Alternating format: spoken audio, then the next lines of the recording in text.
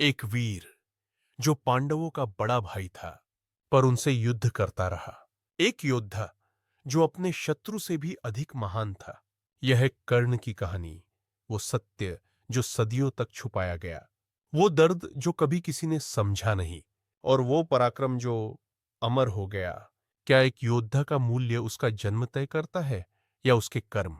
क्या धर्म निभाने वाला ही सच्चा पुरुष होता है या वो जो वचन का पालन करे? इस कहानी में हम जानेंगे कर्ण को, एक ऐसा नाम जो न्याय, त्याग और वीरता का प्रतीक बन गया। कर्ण का जन्म कुंती और सूर्यदेव के मिलन से हुआ था। कुंती को ऋषि दुर्वासा से एक वरदान मिला था कि वह किसी भी देवता का आह्वान कर उनसे संतान प्राप्त कर सकती है। जिज्ञासावश उन्होंने सूर्यदेव को बुलाया और उसी क्षण सूर्यदेव से उन्हें एक पुत्र की प्राप्ति हुई। यही थे कर्ण। लेकिन कुंती अविवाहित थी, इसलिए समाज के डर से उन्होंने उस नवजात शिशु को एक पेटी में रखकर नदी में बहा दिया। वह बालक गंगा के किनारे बहते हुए एक रथ चालक अधिरथ और उसकी पत्नी राधा को मिला। उन्होंने उस बच्चे को गोद लेकर पाला पोसा और उसका नाम कर्ण रखा। इसीलिए कर्ण को सूतपुत्र कहा जाता है। कर्ण बचपन से ही महान योद्धा बनना चाहता था, लेकिन गुरु द्रोण ने उसे सूतपुत्र कहकर शिक्षा देने से मना कर दिया। तब वह परशुराम के पास गया, जो केवल ब्राह्मणों को शिक्षा देते थे। कर्ण ने ब्राह्मण बनकर उनसे शिक्षा ली। जब परशुराम को कर्ण की असलियत का पता चला, तो उन्होंने क्रोधित होकर उसे शाप दिया, जिस क्षण तुझे सबसे अधिक आवश्यकता होगी, उसी क्षण तू अपने दिव्य अस्त्रों का उपयोग भूल जाएगा। एक और बार कर्ण ने एक ब्राह्मण का गोहत्या करने वाला तीर हटाया, लेकिन इससे ब्राह्मण का पुत्र मर गया। उस ब्राह्मण ने भी कर्ण को शाप दिया, तेरा रथ धरती में फंसेगा और तू मारा जाएगा। कर्ण का जीवन भर एक ही सपना था, अर्जुन से श्रेष्ठ योद्धा बनना। जब हस्तिनापुर में अर्जुन के युद्ध कौशल का प्रदर्शन हो रहा था, कर्ण ने भी अपना हुनर दिखाया और अर्जुन को चुनौती दी। लेकिन कर्ण को सूतपुत्र कहकर उसका अपमान किया गया। तभी दुर्योधन ने उसे अंग देश का राजा बना दिया और उसके सम्मान की रक्षा की। कर्ण ने दुर्योधन को अपना मित्र और स्वामी मान लिया और जीवन भर उसकी मित्रता निभाई। कर्ण को दानवीर कहा जाता है क्योंकि वह कभी किसी को खाली हाथ नहीं लौटाता था। एक बार इंद्रदेव, जो अर्जुन के पिता थे, ब्राह्मण का वेश बनाकर कर्ण से उसका कवच और कुंडल मांगने आए, जो उसे जन्म से मिले थे और उसे अजेय बनाते थे। कर्ण ने बिना संकोच वो भी दान कर दिया। इसके बाद इंद्र ने प्रसन्न होकर उसे शक्ति अस्त्र दिया, जो एक बार में किसी को भी मार सकता था। लेकिन वह अस्त्र एक बार ही प्रयोग हो सकता था। महाभारत युद्ध में कर्ण ने अर्जुन के भाई घटोत्कच को शक्ति अस्त्र से मार डाला, क्योंकि वह बहुत विनाश कर रहा था। लेकिन इस प्रकार शक्ति अस्त्र अर्जुन के लिए नहीं बचा।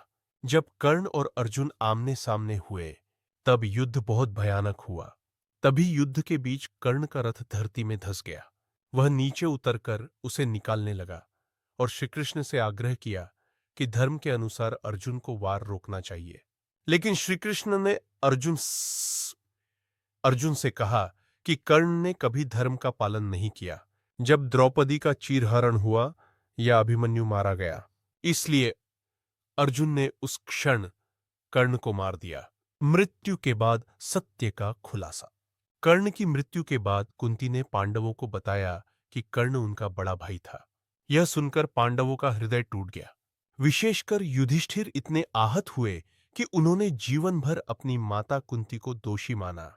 कर्ण की मृत्यु के बाद कुंती ने पांडवों को बताया कि कर्ण उनका बड़ा भाई था। यह सुनकर युधिष्ठिर ने अपने मां को श्राप दिया कि कोई स्त्री भविष्य में कोई रहस्य छुपाएगी तो उसका पतन होगा। कर्ण को मृत्यु के बाद स्वर्ग की प्राप्ति हुई, क्योंकि उन्होंने जीवन भर धर्म का पालन किया, दान दिया और मित्रता निभाई। कर्ण का जीवन एक सतत संघर्ष था, बाहरी भी और अंदरूनी भी। वह जान चुका था कि वह पांडवों का बड़ा भाई है, लेकिन उस ज्ञान को उसने कभी अपने कर्तव्यों के मार्ग में नहीं आने दिया। कुंती से मिलने के बाद उसका मन युद्ध और भाईचारे के बीच झूलता रहा। एक ओर उसे भाइयों का स्नेह चाहिए था, दूसरी ओर दुर्योधन की मित्रता और कर्तव्य ने उसे बांध रखा था। क्या मैं अपने भाइयों से युद्ध करूं? क्या मैं अर्जुन को मारकर मां कुंती को दुख दूं? क्या मेरे जीवन का मूल्य केवल सूतपुत्र होने से ही मापा जाएगा? यह सभी प्रश्न कर्ण के हृदय को विदीर्ण करते रहे, लेकिन उन्होंने अपने वचन और कर्तव्य को सर्वोपरि रखा। महाभारत युद्ध से पहले श्री कृष्ण ने स्वयं कर्ण से मिलकर उन्हें सत्य बताया और कहा कि कर्ण, तुम धर्म की संतान हो, तुम्हारा स्थान पांडवों के बीच है। मैं चाहता हूं कि तुम अर्जुन का स्थान लो। लेकिन कर्ण ने उत्तर दिया, हे माधव, अब बहुत देर हो चुकी है। मैं जन्म से नहीं कर्म से निवासी है, निसन्न से नहीं कर्म से जाना जाऊंगा। मैंने दुर्योधन का साथ चुना है, अब उससे पीछे हटना पाप होगा। कृष्ण मुस्कुराए और बोले, इतिहास तुम्हें महान कहेगा, परंतु तुम धर्म से थोड़े चूक जाओगे। महाभारत के 18 दिनों के युद्ध में कर्ण 10वें दिन के बाद ही सक्रिय रूप से आया, जब भीष्म पितामह शरशैया पर लेट गए। कर्ण ने युद्ध में जब प्रवेश किया, तब कौरवों की सेना में नई ऊर्जा आई। कर्ण ने शल्य को अपना सारथी बनाया, लेकिन शल्य ने उसका मनोबल तोड़ने की कोशिश की। 13वें दिन, जो कि माद्री के भाई थे और पांडवों के मामा, उन्हें चालाकी से कौरवों के पक्ष में लाया गया। दुर्योधन ने उन्हें कर्ण का सारथी बनाया, यह जानकर कि वह कर्ण की आलोचना करेगा।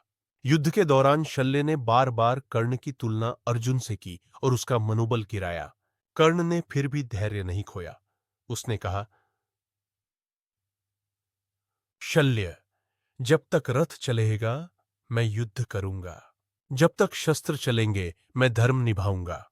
अंतिम युद्ध, कर्ण बनाम अर्जुन। महाभारत के 17वें दिन कर्ण और अर्जुन आमने सामने आए।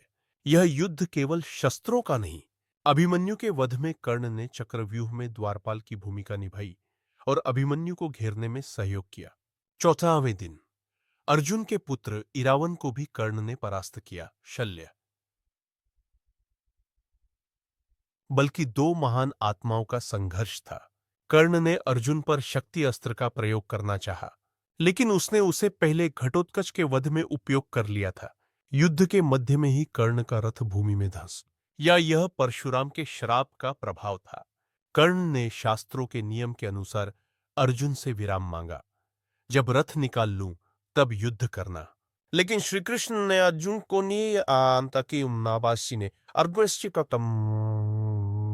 अर्जुन को स्मरण कराया।